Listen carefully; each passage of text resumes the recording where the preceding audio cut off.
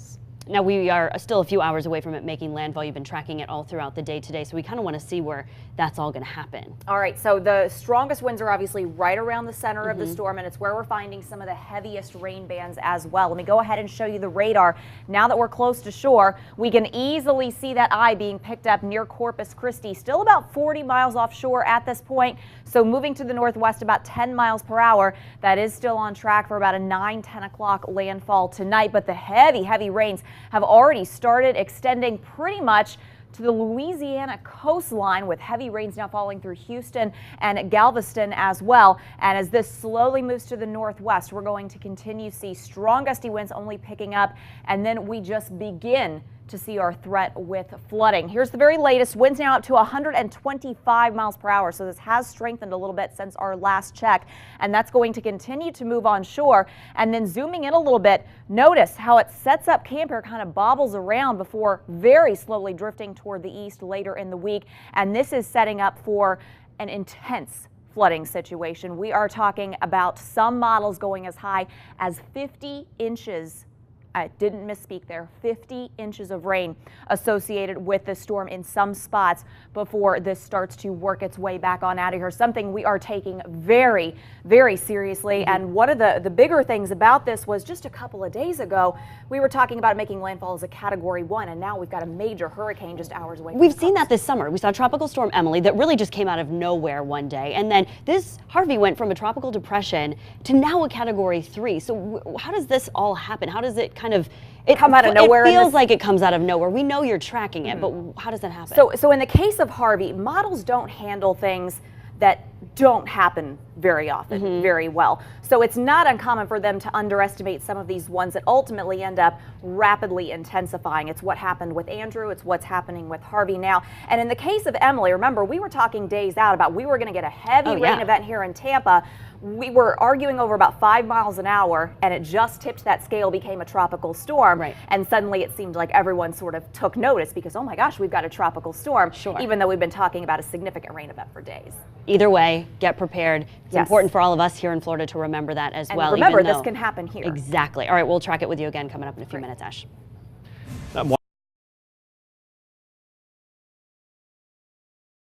We'll post pictures of his trip to our Facebook and Twitter pages as soon as he gets a solid connection. And with the way this storm is going, that might be a little while coming. Bumpy ride. I feel like that is kind of an understatement in what this storm really is. Well, you got to figure, at flight level, they're driving through probably 140, 150 mile per hour winds in this hurricane. So it's as he said, a bumpy ride. But so important to just figure out what this storm is going to do as we go through the next couple of hours. Right. It's not just like, oh, let's go see what's going on. They're dropping, equipment to measure, how low the pressure is, how strong the wind speeds are, all vital information that then we can feed into our models and have a much better idea about what the storm's doing, so we can have a better concept of what the storm is going to do. Right.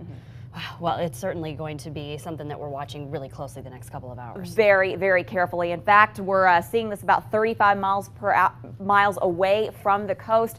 So still on track for about a 9 o'clock landfall tonight if there is no change in direction or change in forward speed, which most of the models saying this is pretty much the direction that it is going to be heading for the next several hours. And you can see those intense rain bands, Category 3 storm. Winds have now increased a little bit since last check, up to 125 miles per hour. This is an intense storm, and of course we have those hurricane warnings. Here's this well-defined eye right there. You can see moving right towards Corpus Christi, where we have hurricane warnings out for coastal areas. We have tropical storm warnings in effect all the way up to the Houston, Galveston area, and this is a massive storm. We're talking about a 400-mile in diameter system that slowly meanders to the northwest. There you go. We have landfall overnight tonight, late tonight, and then early tomorrow morning. We'll see that center of that storm continuing to push inland.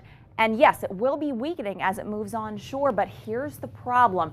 The rain. There is a lot of this. Yes, winds are going to be gusty. Yes, we are anticipating hurricane force winds coming up through overnight tonight. Then you can kind of see that start to fall apart a little bit tomorrow morning.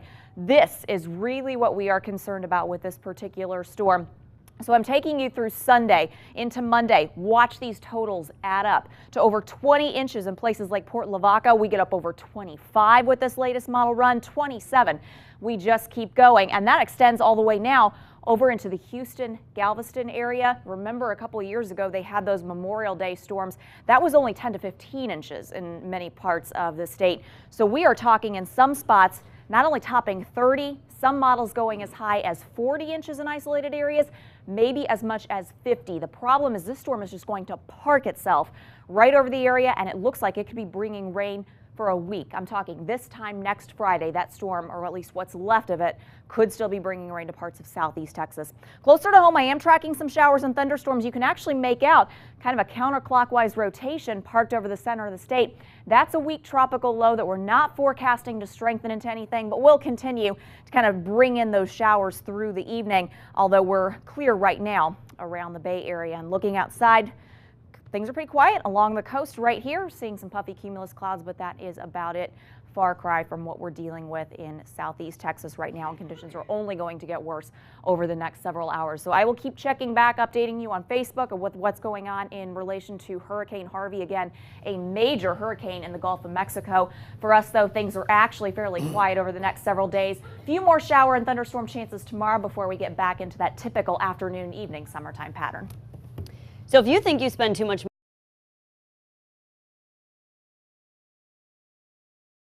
to our website, WTSP.com, for any other updates. You know, it's good to see that people are thinking ahead and they're getting out of the way of the storm now, because this is a really strong hurricane. Yeah, we've been talking about how it's a Category 3, right, but the simple fact is it's only about 5 miles an hour short of strengthening into a Category 4. Jeez. So, yeah, we're talking about a little bit of wiggle room here, and it's possible it could briefly become a Category 4 before making landfall. Likely now that it's getting a little bit closer, it's not going to strengthen that much more, but regardless, there is going to be widespread damage from this particular storm. Now just a few hours away from landfall, you can see the well-defined eye there, just jogging to the northwest towards Corpus Christi. It's only about 30-35 miles per hour from the Texas coastline.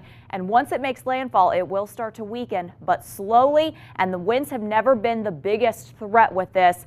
The massive amounts of water between the storm surge and then inland flooding, we are talking about some areas picking up 30, maybe 40, possibly even up to 50 inches of rain in isolated areas, with a huge chunk of the state seeing between 15 and 20 inches of rain with Harvey. And you can see again that eye just a few hours away from the center of this storm, making landfall near Rockport. I'm going to have more on where this is headed and how much rain we could see across parts of Texas. Plus, I'm tracking some storms closer to home in your full forecast. The Texas Department everything as it develops. Here's one last live look from Galveston. You see that palm tree? Check out that wind. Again, wind speeds and those waves in the background growing. But again, you still see people out and about. Kind of surprising there. We'll keep a close eye on everything as soon as it comes in. Yeah, and when we're looking at all of this video, the winds are really the most, that's what you can see, but it's everything that's coming later that is really scary. Right. Galveston's still a good bit away from the center of that storm, so that's where we're going to see the issues with the winds, not so much in places like Houston, Galveston. Our big concern across most of the Lone Star State is going to be our flooding threat between storm surges right along the coast. We were talking about that a few moments ago, and then from just all the rain that this is going to dump on parts of southeast Texas over the next several days. We're talking about some areas picking up 30, 40, maybe even as much as 50 inches of rain by the time this is done, which doesn't look to be until late next week. Here's a radar image of Harvey. You can see this is all getting closer to shore. It's only about 30 miles away from the coastline. Still on track for around a 9-10 o'clock landfall tonight. That's just when the center of the storm moves over. But all of that moisture continues to move onshore, and since this is a slow mover anyway, it's got time to really gather up all of that moisture in the form of rain that it's just going to dump on parts of the Lone Star State. So here you go, winds up to 125 miles per hour. This is just shy of a Category 4 hurricane. That would need 130 mile per hour winds. Now, with close proximity to land, probably is going to be a little bit of a struggle to get to that point. We're likely going to see this hit as a strong Category 3, but it is possible a very weak Category 4 hurricane makes landfall later on tonight as this continues to move toward the northwest. Hasn't picked up speed, still moving about 10 miles per hour. Here's that well-defined eye. You can see that is getting close to the shoreline where we have hurricane warnings extending through much of the coastal bend area, and then even up to places like Houston, Galveston under tropical storm warnings. Here you go, this red bullseye you're going to see here, that's where we get potentially Winds of Category 3 strength, at least 111 miles per hour. Going out from there where we see that orange, that's where it's hurricane strength. And this big blob right here, that's where we get the tropical storm force wind. So again, a very, very large storm. Let me track this out for you. Here we go. The eye making landfall just about 9 o'clock tonight, then slowly drifting to the northwest. So even tomorrow morning, we haven't seen this make it very far inland, but look at all the rain that it's continuing to bring with it. Tomorrow we're going to see heavy rains in places like Houston, Galveston, all the way up towards San Angelo, starting to see some of those outer bands there. This is the map to take away from what this storm is going to do. Yes, it is going to damage a lot as a result of winds, but a lot more as a result of flooding. Watch these totals just start adding up as we head into Monday, Tuesday, start totaling around 20 inches in spots. And then as we head into Thursday, Friday, we start seeing areas all the way from College Station towards Port Lavaca, Corpus Christi, and then even close to places like San Antonio picking up over 15 inches of rain. And some models have indicated there might be an isolated total in there that approaches 50 inches by the time all is said and done. Flooding is going to be a huge problem with this storm, and it's not going to let up anytime soon. This is going to be a weeks, if not months, kind of event before everything really starts to improve from this.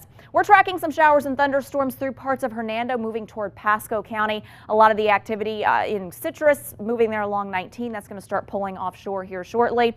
Tampa Bay not seeing a lot going on. A few showers and thunderstorms over near Brandon, and then some of the heavier rains we're actually tracking through parts of southern Manatee over towards DeSoto and Hardy County. So we'll keep an eye on those for you. So far, nothing severe right now, and pretty quiet day at the beach there.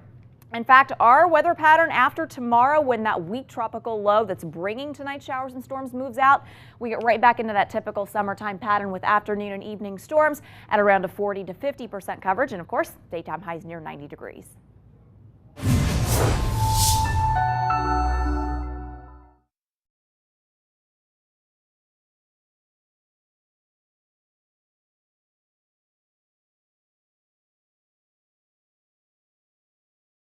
Right there, we want to make sure everyone is kind of staying out of the way of harm as much as possible. Now, Ashley, the rain here that's happening right now and that I've seen building all day is only the beginning. Now, my jaw dropped across the newsroom when I heard you say it's no longer 30 inches. 50 inches. In isolated spots, we could see some models going a little upwards of 50 inches of rain. That's insane. That's almost as tall as I am. That's a whole lot of water, and we got to couple that with storm surge for coastal areas. Of course, the damage from the winds directly. We've got a major hurricane on our hands. This is going to be something that is not going to sort itself out in the next few days. Just because we see this storm make landfall, it's not going to magically see conditions improving. We have 125 mile per hour winds with this. That makes it just shy of a Category 4 hurricane.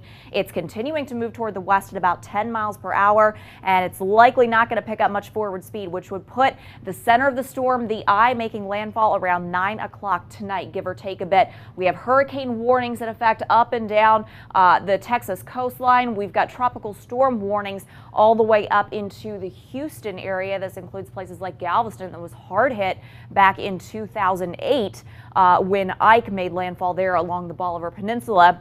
And you can see we've got this well-defined eye and tropical storm force winds that extend hundreds of miles from the center. This is going to be doing some serious damage, and it will likely be weeks, if not months, before some people that had to evacuate, if this holds out, which, you know, there's not a lot of fluctuation in our forecast at this point, where they're able to, you know, get back to normal. I can't even imagine. I mean, that long of a time. We're hoping for the best of them, and we'll definitely be tracking it all as it happens. Absolutely. Now, obviously, the hurricane is heading towards Texas and New Orleans, as Ashley's been predicting this whole time.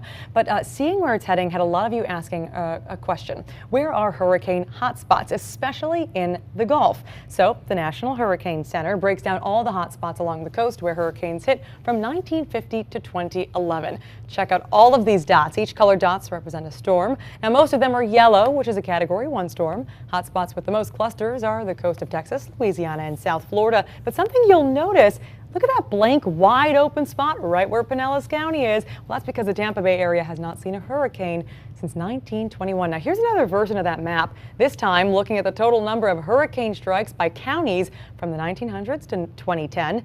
Now, the cooler colors like blues and greens are 0 to 9 strikes. The warmer colors are 13 to 32 strikes. But look at the southern tip of Florida. Bright red, folks, which means between 26 and 32 strikes. So both of those kind of give you an idea of where we've been seeing the most hurricanes in the hot spots. And it all just has to do with the time of year, where they're more likely to develop. And, you know, when you have Florida, which is just a big peninsula protruding out, you're going to get a lot of storms that just because Florida's in the way, they're going to hit there. Definitely. And as this storm develops, we'll keep an eye on it for you. So you know summertime.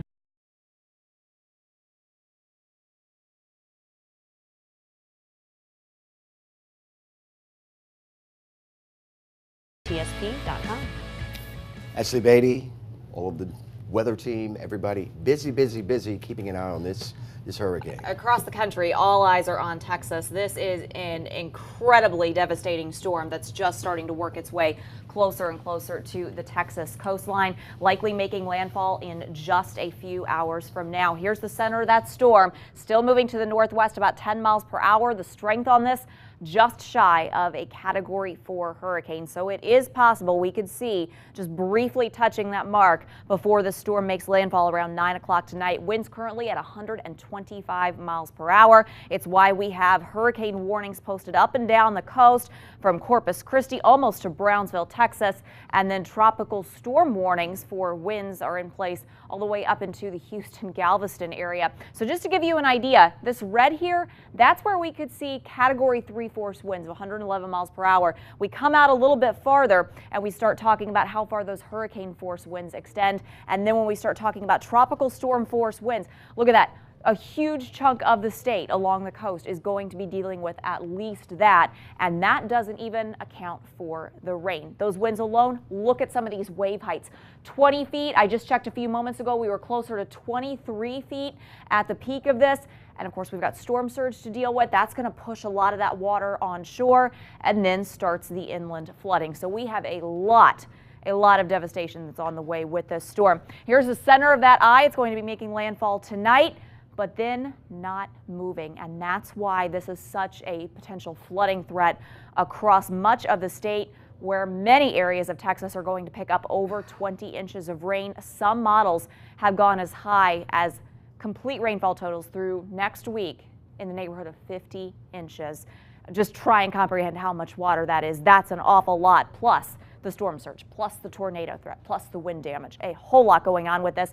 Even inland locations like College Station likely to pick up 15 inches of rain with this one, and it's just going to sit there. That's the big problem with this storm. So we are going to keep a very close eye on this for you, and we're going to see things get worse rapidly through the overnight hours. Closer to home, we do have some storms right around the apex, right around I-4, and then more activity moving through parts of Pasco and Hernando counties as that continues to move toward the west, with another ring of showers and storms that goes through Manatee, parts of Hardy and DeSoto counties, and there is some potential for some street flooding with that. So do be aware as you're out and about tonight. All of this with a weak tropical low that's going to kind of meander through the state as we look ahead toward tomorrow, but things are going to start to back off after that, and we'll get right back to that normal afternoon and evening shower and thunderstorm pattern. Near Spring Hill, picking up some of those lightning strikes along 19 there, so just heads up, you'll want to stay inside, wait that one out. And then south of Tampa Bay, they're moving in the opposite direction with that low parked just to our east. So we are carefully monitoring, of course, Harvey, but closer to home, thankfully, we're not going to be seeing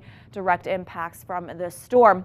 I do have some puffy cumulus clouds out there, but you know what? We're looking toward a beautiful evening, if not a warm one, around much of the Tampa Bay area, aside from some of those storms that are going to park itself over us through the next couple of days. We're going to see a pretty wet pattern in here through tomorrow, but then by Sunday, we really do start to see that get back to normal. That area of low pressure is going to scoot on out of here.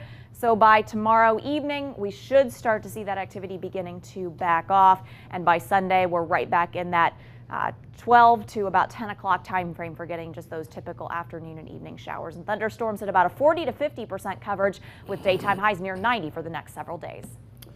The St. Pete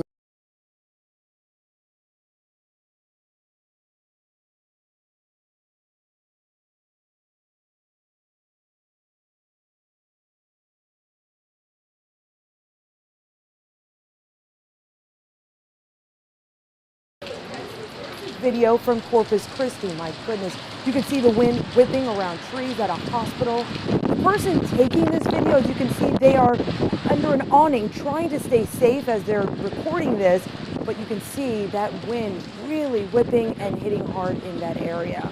And meteorologist Ashley Beatty joining us again, telling us what's going on, you know, what we're looking for in the next 24 hours. So the next 24 hours, we're going to see the storm gradually weakening. That's the good news. The problem is the biggest threat on a large scale was never really the winds with this storm. It's the flooding, and we're just starting to see that getting going. Already some areas picking up over 5 inches of rain, with a lot more to come over the next several days. In fact, basically over the next week. Here's the center of that storm, just making landfall within the last 30 minutes. Now starting to slow down a little bit, but continuing on that northwesterly trajectory. It's just not going to do it much longer. It's going to stall across the Lone Star State, and then we start talking about some serious rainfall totals. So here you go. By tomorrow, we should see this drop down into a Category 2 hurricane. Still gusty winds up around 90 miles an hour, and then gradually weaken from there before kind of doing a little loop and then starting to move back toward the northeast. So as it sits here, it's churning in all of that extra moisture and bringing heavy rain. We're going to look at some of these rainfall totals in just a moment, but here's how far tropical storm force winds are extending out from the center. It's about 230, 240 miles there, with major hurricane force winds of at least 111, where you see this red bullseye here. That's where we're going to see most of the wind damage. But then we've got to really concern ourselves with the flooding, which is a big chunk of the Lone Star State. Offshore waves are starting to come down. They're up around 25 feet earlier. Now they're generally in that about 12 to about 18 feet in there, and that will continue to improve as this storm gradually weakens a bit. Not going to move much though, and that's going to be our big concern here. All the way over toward Houston tomorrow, just getting slammed by round after round of very heavy rain. So the flooding threat is going to continue well east of where the center of this storm is, near Rockford, Texas. So that's why we try to really focus on not so much where the storm, the little bitty center of this is going, but the whole storm itself. And in some cases, these are hundreds of miles across. This is the one graphic you should probably take away from the impacts that we're going to see from this storm. Yeah, it's bad tonight. Yeah, we're going to see some probably pretty horrifying images tomorrow morning, but look at what is still on the way. In some spots, as much as 30 inches of rain, and isolated totals could be as much as 40 to even 50 inches. A couple of models have been hinting at today. At least 10 inches of rain in places like Austin, College Station, over towards Houston, closer to 20, and even Beaumont, which is close to the Louisiana border, picking up about a foot. So a serious flooding situation that is not going to remedy itself anytime soon. Do you want to talk about some storms that are still hanging out near Sarasota and Manatee counties? Most of the strong parts of this storm are offshore, where we're seeing the lightning, but you're going to get some heavy rain here over the next hour or so. So just be aware of that. There could be some street flooding, but hopefully you're tucked inside for the evening and you don't need to go back out for a while. We are quiet at the beach right now. Again, very different story than what's going on in Texas, and we're going to have the very latest for you coming up tomorrow morning as well. For our forecast, highs near 90 for the next several days, and after a little bit more of a wet day tomorrow, we'll drop those rainfall coverages back to around 40% for the second half of your weekend. Ashley, thank you. This next